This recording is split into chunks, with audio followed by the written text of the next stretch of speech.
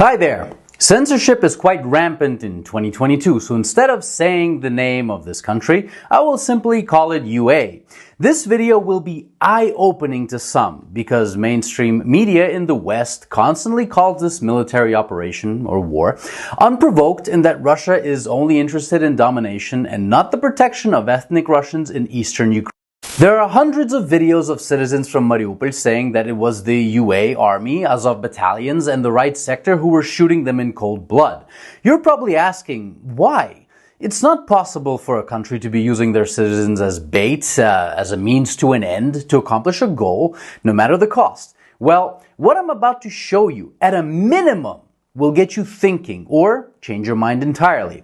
It is very important to share, comment, react to, and like this video because the information needs to be known. Also, subscribe to my Telegram and my Yandex Zen account. Links are in the description below. The person in the video is not a random blogger. He is Alexei Aristovich. Look him up. He is the advisor to the president of UA, to Zelensky.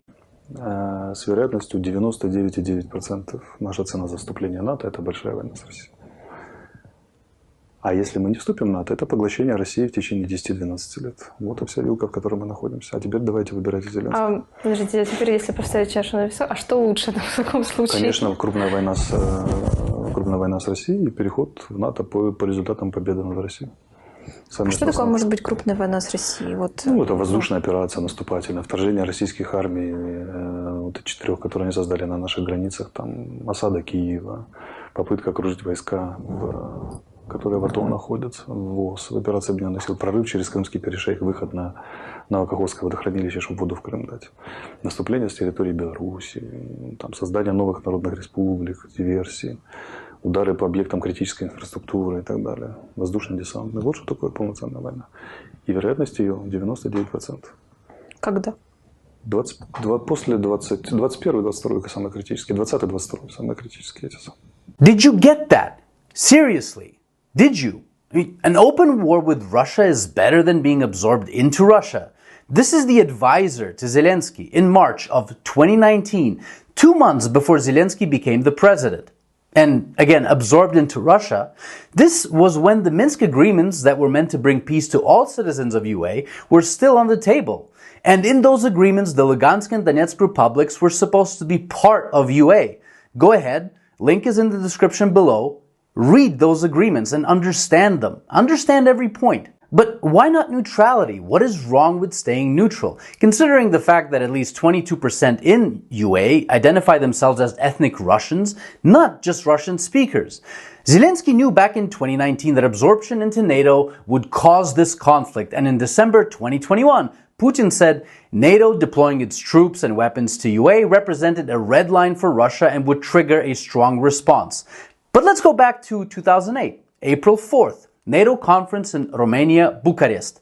At the Bucharest summit, NATO allies welcomed UA's and Georgia's Euro-Atlantic aspirations for membership and agreed that those countries will become members of NATO. And in the same year, Georgia, the country, ignites a conflict with Russia. Russia marches towards Tbilisi but does not take over Georgia. So unprovoked? Really? I mean, over 14 years of color revolutions, troop training, and funding of the UA war machine, this is unprovoked? I don't think so, but you decide. Now listen to the same person in 2022 after the operation began. Чому не можна було оголосити Україні, що Росія точно нападає, коли ми вже знали, що нападає?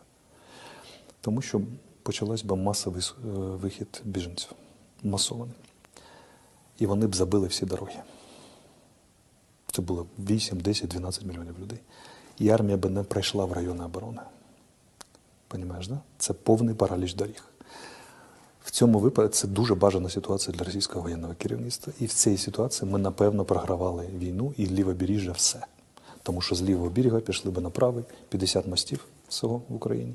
Було б забите все, в жодним чином ми не впоралися з цією ситуацією. Єдиний вихід – танками давити власних громадян, розстрілювати, щоб прийти через мости. Did you understand that? They could have warned their own citizens, but they didn't. Because if they did, they would have to run them over with tanks or shoot them to get to the front. Their own citizens. even though they already had thousands of troops at the front and they had at least 3 years to prepare. And here is the most horrible part. With every civilian casualty, more sanctions are put upon Russia and more lethal military aid is sent to UA from Europe and the US. Now, if the UA is willing to run over their own civilians and their own citizens with tanks to win this war, think about what they're willing to do to those 22% who identify themselves as ethnic Russians, or those who work or welcome Russian troops. Do you get it now? Do you get who benefits directly from the massacres such as the one that happened in Bucha? Do you understand that every civilian death only brings more aid to UA from the West? Do you now understand why thousands of civilians from Mariupol are saying that the army of UA, Azov, and the right sector have been using them as human shields? Because they were left there by their own government to be human shields, and that is disgusting. Now you will say that I'm a bot of the Kremlin spewing propaganda, and who you believe is entirely up to you, but I'm gonna leave you with one final video from Aristovich. Непрерывная война. Это военный лагерь. Осажденная крепость. Это должен быть военный лагерь. Да, то есть все должны ходить, как в Израиле, с оружием. Основные 20% национального бюджета на войну. Дети с детства знают, и старики знают, что если что, плохо будешь воевать, конец. И так далее. То есть мы должны быть таким Израилем в квадрате. Подождите, но мы не являемся Израилем в квадрате. А это означает что? Что мы врем себе. Национальная идея Украины, одна из центральных национальных идей Украины, это как можно больше врать себе и другим. Потому что если сказать правду, рухнет все. И надо придумывать что-то другое. And to those people of UA in my comment section, this is your leadership. These are their words. And I hope peace comes as soon as possible. And every civilian death is a tragedy.